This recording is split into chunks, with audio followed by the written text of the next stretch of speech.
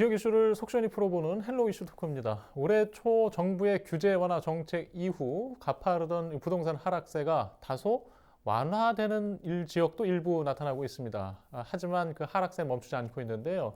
지난해 가장 큰 폭으로 하락했던 인천도 하락폭이 일부 주춤하는 현상이 보이기도 했습니다. 바닥 신호가 온 게 아니냐 이런 목소리도 있고요. 올해 부동산 시장 하락 어디까지 이어질 것인지 이야기해보는 시간 준비했습니다. 오늘 함께할 두 분 소개합니다.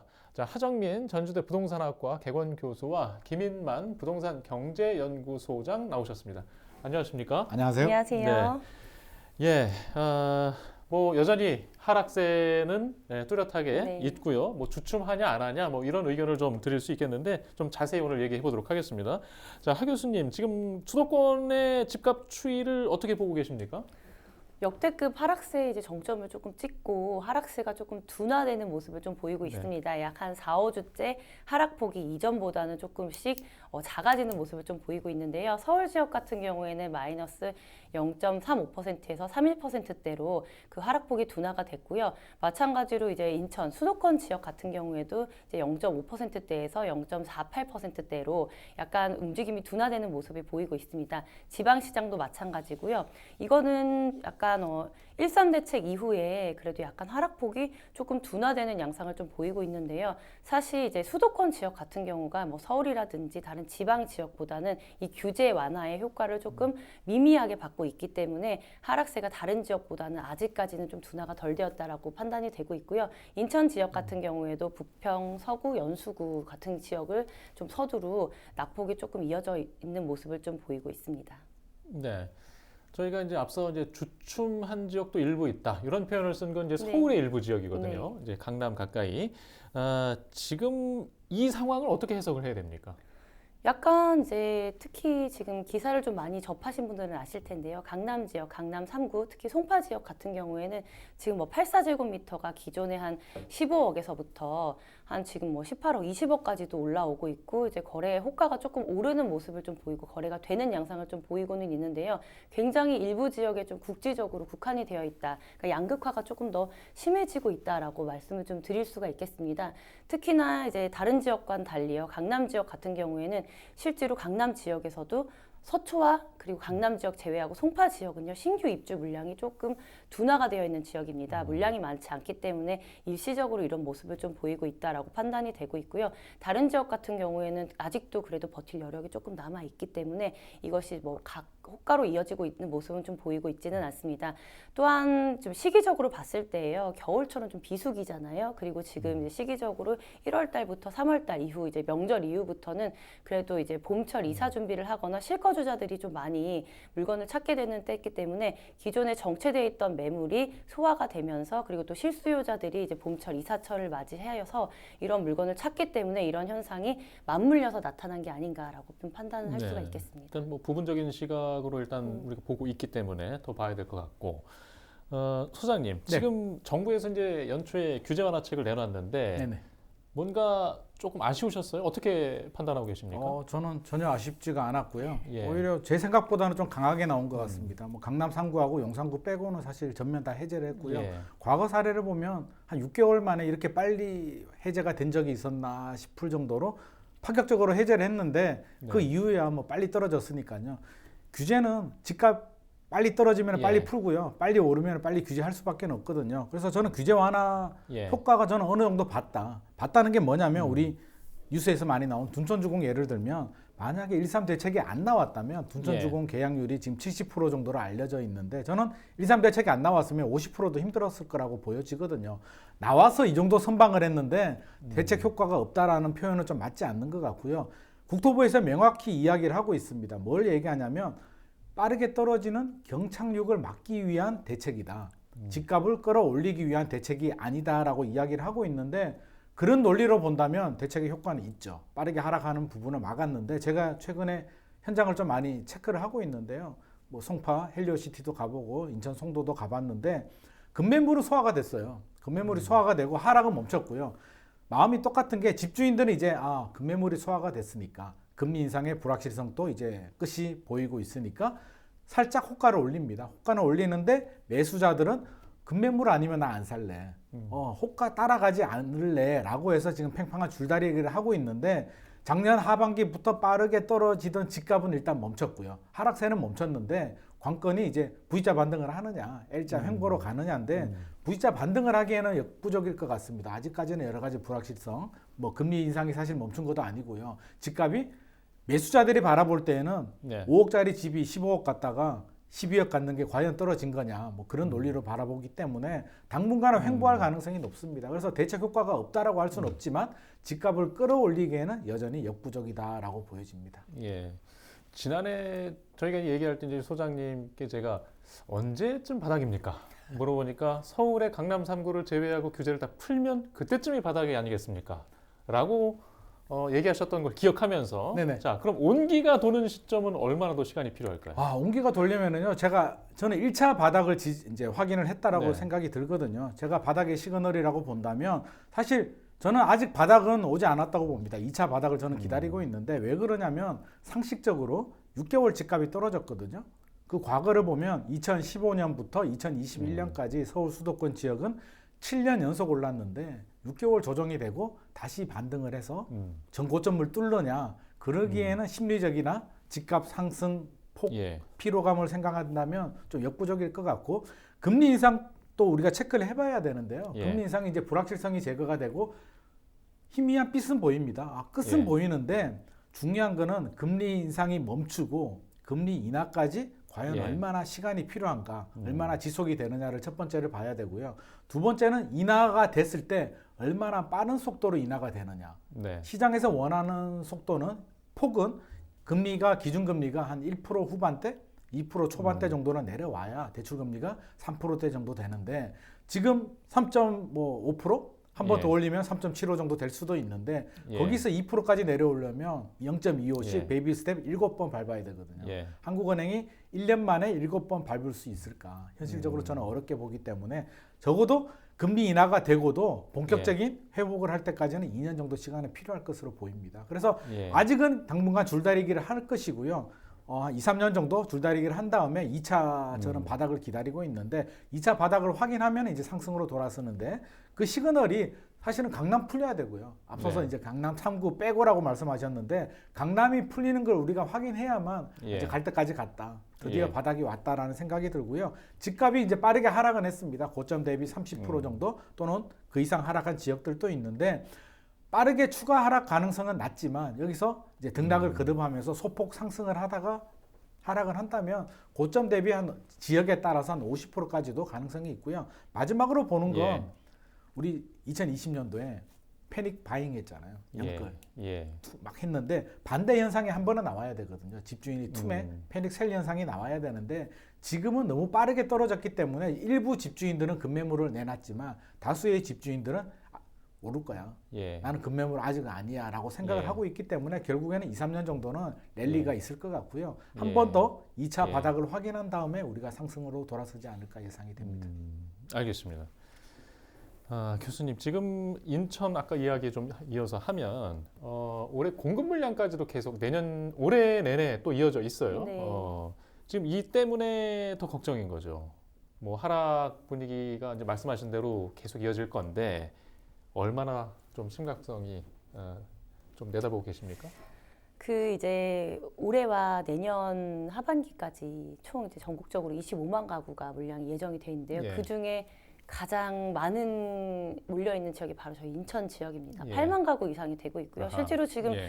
2월 달에도 미추홀구 같은 경우에 1,000세대 정도가 이제 분양을 이제 막 시작을 하고 있죠. 그래서 물량들이 굉장히 많이 예정이 되어 있습니다. 근데 전국적으로 봤을 때요. 지금 서울 같은 경우에도 분양률이라든지 입주율이 굉장히 많이 떨어졌어요. 특히 네. 서울 수도권 같은 경우에도 지금 뭐 6개월간에 이제 분양률이 20% 미만으로 떨어졌습니다. 2021년만 해도요, 100%까지도 찍었고요, 90% 찍었고요.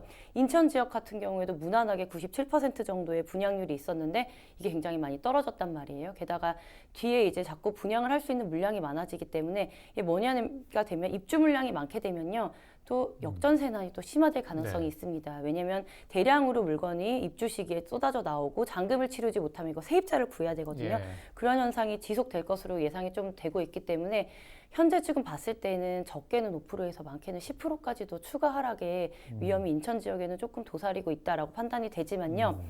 그렇지만 밑에 이제 하방이 없는 것은 아닙니다. 이 인천 지역은요, 그래도 경기 수도권 지역 중에서 이제 부동산 봤을 때 가격대가 그렇게 많이 높지 네. 않게 분양된 물건들이 많이 있기 때문에 실거주를 하려는 움직임이 좀 많습니다. 그래서 이것이 앞에서 이제 뭐 투자라든지 아니면은 뭐 전세가 임대 물량이 소화가 되면 그 밑에서는 이제 실거주 물량이 좀 받쳐주고 있기 때문에 무턱대고 막 하락할 것 같지는 않지만 연내에 5% 정도의 하락 위험 좀 있어 보인다라고 말씀드릴 수가 있겠습니다. 네. 일단 지금 부동산 시장 냉각의 가장 큰 원인 중에 하나가 가파르게 올랐던 금리인데, 네. 예, 뭐 앞에 또 말씀해 주셨지만 좀 내리기를 전 기다리고 있거든요. 네네. 예, 어떻게 좀 그 기대를 계속해도 되겠습니까? 내리긴 내리겠죠. 뭐 예. 지금 거의 뭐 고점입니다. 3.5에서 많이 올려야 0.25 예. 정도 추가로 올릴 것 같아요. 지금 미국도 파월 의장은 아니라고 하지만 시장의 예. 예측처럼 0.25 올렸거든요. 결국에는 마무리 단계인데 네. 저는 고비, 위기, 금리 인상에 대한 부담은 이제 정점은 찍은 것 같고요. 예. 여기서 추가로 올라가지는 않을 것 같습니다. 대출 금리는 또 빠르게 떨어지고 있거든요. 지금 예. 최근에 1%포인트 정도 더 떨어졌기 때문에 체감하는 대출 부담은 줄어들고 있는데 예. 이제 이게 활성화가 되려면 아까 제가 말씀드렸듯이 더 많이 떨어져야 되는데 그게 어느 정도냐. 한국은행도 바로 인하로 돌아서지는 않을 것 같고요. 인상이 멈춘 다음에 인하 시그널을 주면서 한 6개월 정도는 지켜볼 거거든요. 그렇다면 예. 올 하반기 말 정도 되면 아마 인하로 돌아설 것 같은데 이제 얼마나 빨리 떨어지느냐는 제가 앞서서 한 2년 정도 시간이 걸릴 거라고 예상을 예. 했는데 경기 상황에 달려 있습니다. 경제 상황이 안 좋으면 생각보다 빨리 풀어줄 수도 있고요. 경제가 아무런 영향이 없어. 경제가 너무 잘 돌아가면 2, 3년 정도 걸릴 수는 있는데 지금 경제 상황, 뭐 수출이라든지 여러 가지 본다면 사실 부동산하고 우리 경제하고 굉장히 좀 맞물려 있거든요. 예. 대한민국 전 국민의 자산의 한 70에서 80% 정도가 부동산 자산에 묶여 있기 때문에 예. 최근에 가파르게 떨어졌고요. 여기에 빠른 회복을 못하고 횡보를 하게 된다면 소비가 위축이 될 수밖에 없죠. 집값 오를 때는 우리 차 한번 바꿔볼까? 예. 라고 하면 배우자분들이 그래 우리 한번 바꿔보자라고 하는데 지금 분위기에서 차 바꾸자고 하면 예. 엄청난 이제 욕을 먹게 되는 거죠. 그래서 예. 소비가 감소하게 되기 때문에 또 역전세난 또 생기고요. 이게 더 불똥이 튀면 이제 미분양이 빠르게 늘어나고 있거든요. 미분양이 지금 예. 속도라면 10만 호 정도가 이제 우리가 위험 수위라고 하는데 한 상반기까지도 안 갈 것 같습니다. 1분기 정도 넘어가면 전국 10만 호 돌파할 것 같거든요. 미분양이 늘어난다는 얘기는 건설회사들 줄 도산 가능성이 높고요. PF 대출을 일으킨 금융회사들까지도 흔들릴 가능성이 있기 때문에 이게 사태가 심각해지면 정부 입장에서는 건설 경기, 부동산 경기 활성화 대책이 또 예. 나올 수밖에 없어요. 그렇게 된다면 금리 인하 속도가 예상보다는 또 빨라질 수도 있겠다. 저는 예. 2, 3년 정도 예상을 하지만 경제 상황에 따라서 그 시기는 좀 단축이 될 수도 있을 것 같습니다. 이게 2, 3년 얘기를 반복하시니까 참 듣고도 우울합니다. 예. 근데 그 시기를 단축하려면 더 경제가 나빠져야 된다는 얘기도 또 달갑지 않고요. 네네. 예. 예, 교수님 이제 거래량을 그래도 보긴 봐야겠죠? 예, 물론 하락 분위기긴 합니다만은 네. 어떻게 분석하고 계십니까? 거래량이 지금 예년에 비해서 아주 없지는 않다라고 말씀드릴 수 있겠습니다. 현재 상황으로서는요, 말씀드렸다시피 봄 이사철을 앞두고요, 약간의 거래가 있고 지금 또 거래량이 정체돼 있던 것들이 하나둘 소화가 되면서 물론 호가가 약간 올라가는 모습을 좀 보이고 있긴 하지만요, 매수 심리 또한 약간씩 올라가고 있습니다. 기존의 매수 심리가 0.7일이었으면 0.76으로 소폭소폭 상승하는 모습을 좀 보이고 있습니다. 그래서 일부는요, 이제 뭐 바닥을 아까 말씀대로 찍었다 아니다라는 것이 분분하지만요, 아직 이게 뭐 매수 심리가 확 올라오진 않는 건요, 사고 싶은 사람과 또 매도를 하고 싶은 사람의 가격 갭차가 좁혀지려면 시간이 한참 좀 걸릴 것 같습니다. 게다가 이제 금리 상황도 말씀하신 대로 계속 지켜봐야 되기 때문에 이러한 부분이 해소가 되지 않으면 쉽게 거래량이 터지기는, 정책적인 걸로만 거래량이 터지기는 일단은 어렵고요. 거래가 그래도 거래량이 기존에 저희가 이제 2년 거래량이 200% 넘게 있었잖아요. 그래서 보통 보면은 다주택자들이 또 집을 좀 사시고 영끌하신 분들은 솔직히 생각하면 퍼센테이지가 몇 퍼센트 안 돼요. 그래서 이런 것들이 전세라든지 이런 게 한 바퀴 돌 시점이 되어야지 이제 거래량이 조금 터질 것 같기 때문에 아직까지는 매수 심리가 적극적으로 살아나기에는 조금 무리가 있다라고 말씀드릴 수가 있겠습니다. 네. 예, 뭐 계속해서 말씀드리지만은 지금 뭐 바닥까지는 시간이 더 필요하다. 뭐 그렇다고 해서 뭐 지금 무릎이라고 얘기하기도 좀 그렇고요. 예, 이미 좀 많이 내려가고 있는 것 같아서 그래도 바닥 신호를 좀 확인하고 싶어 해요. 아까 정부의 추가적인 정책들이 더 나와야 될 것이고 그 주변의 어떤 경제 좀 좋지 않은 신호들을 확인해야 하는 과정 말씀해 주셨는데 그냥 쉽게 수요자들이 이걸 보면 바닥에 근접했다 이 이야기를 좀 쉽게 해주신다면 어떻게 하면 되겠습니까? 지금 빠르게 떨어졌기 때문에 제가 1차 바닥, 1차 네. 저점이라고 제가 말씀을 드린 거고요. 원래는 이제 랠리를 좀 하다가 내려와야 되는데 1차 저는 바닥을 보는 시그널이 일단 강남이 무조건 풀려야 된다. 왜냐하면 규제를 할 때는 강남이 먼저 오르기 때문에 가장 예. 먼저 규제를 하고요. 풀릴 때는 외곽 지역부터 풀리기 때문에 마지막 남은 지역이 강남이거든요. 서초구, 강남구가 풀려야 된다는 예. 게 저는 첫 번째 기준이고요. 고점 대비 30에서 예. 50% 정도 보는데 1차 바닥이 30% 정도 왔거든요. 그래서 제가 1차 바닥이라는 말씀을 과감하게 드리는 거고요. 여기에서 추가 하락을 한다면 교수님 말씀하신 것처럼 10%에서 20% 정도 추가 하락을 할 수도 있는데 그거는 상황에 따라서 예. 지금 당장 뭐 뚝 떨어지는 건 아니고요. 당분간 랠리를 하기 때문에 2차 하락까지는 지켜봐야 되고 패닉셀 현상이 나와야 되는데 아직 나오지 않고 있거든요. 예. 그래서 저는 2차 바닥까지 좀 기다린다고 했고 마지막에 나오는 게 하다 안 되면 나오는 게 이제 양도세 특례가 있거든요. 네. 5년간 양도세 면제를 해주겠다라는 카드가 나오는데 그거는 미분양이 심각할 때 미분양을 사면 양도세 특례가 나올 수도 있고요. 주택 거래가 계속 안 되면 2013년도 박근혜 정부 때 1주택자 집을 사면 양도세 특례 혜택을 줬는데 네. 제가 볼 때는 이번에는 미분양이 먼저 나올 것 같습니다. 미분양이 지금 굉장히 심각하기 때문에 집주인들은 일단 버틸 수는 있는데 미분양은 사실 버틸 문제가 아니거든요. 그래서 미분양 주택에 대해서는 5년간 미분양 집을 사면 5년간 양도세 면제 혜택을 줄게라고 하면 저는 상당 부분 또 투자 수요들이 유입이 될 수도 있기 때문에 이런 시그널들을 좀 예의주시한 다음에 당장 내가 필요하다고 하시는 분들 있잖아요. 혼인이나 예. 동양이나 교육 때문에 필요하다고 하신 분들은 1차 바닥 확인했고요.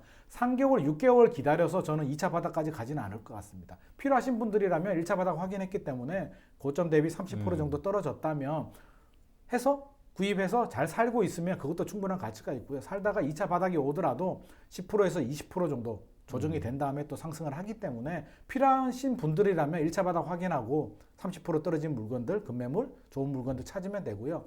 자금이 부족하고 필요하지도 않은데 불안한 마음에 또 오르면 어떡하지? 이런 마음을 가지신 분들이라면 저는 한 2, 3년 정도는 지켜봐도 충분할 것 같습니다. 예.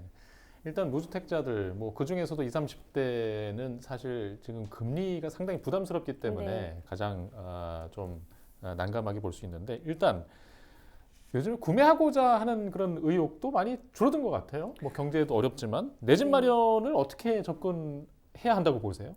지금 같은 경우에서는요, 내 집 마련을 하려면요, 아무래도 조금 저가로 들어가는 게 일단 우선 되겠고요. 금리 같은 경우에도 굉장히 혜택을 많이 받아야 되기 때문에 2030 세대라면 반드시 이제 정책 자금을 조금 사용했으면 좋겠습니다. 아직 금리가 3%대로 이용이 가능하고 9억 미만의 주택에서는 5억까지도 또 대출이 가능하기 때문에 이런 정책 자금을 일단 우선적으로 사용하는 것이 좀 먼저다. 피치 못하게 사야 되는 경우요. 그리고 또 하나 말씀을 좀 드리고 싶은 건요.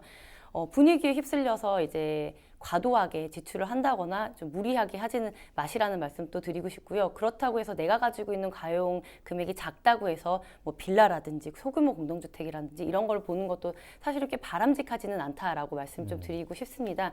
그래서 만약에 내가 단기간 내에 내 집을 마련한다고 하면은 그러니까 미분양이라든지 입주 물량 대비 좀 뭐 가격이 저렴하게 나온 급매물 위주로 좀 살펴보시는 것을 좀 적극적으로 추천해 드리고 싶습니다. 네.